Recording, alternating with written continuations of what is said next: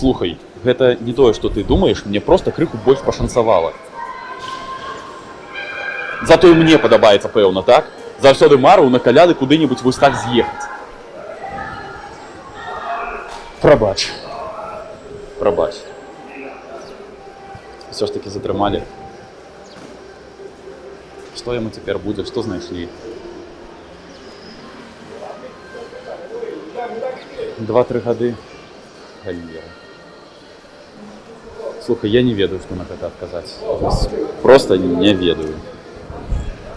Давай стэлефануемся пазней, калі ласка. Ну, надыходзіш чым. Всё. Пакуль.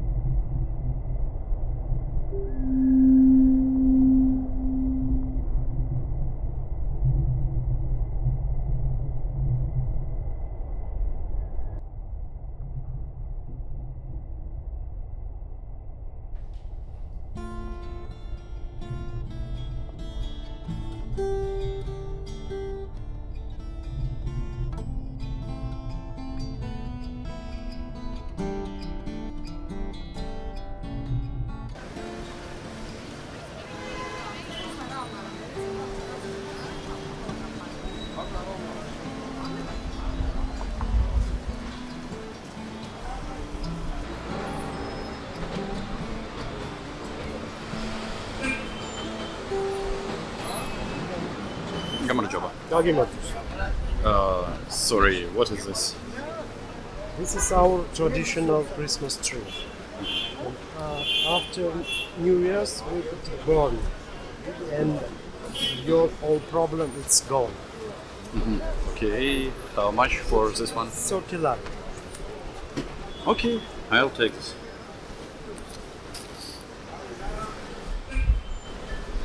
You are welcome. Not welcome.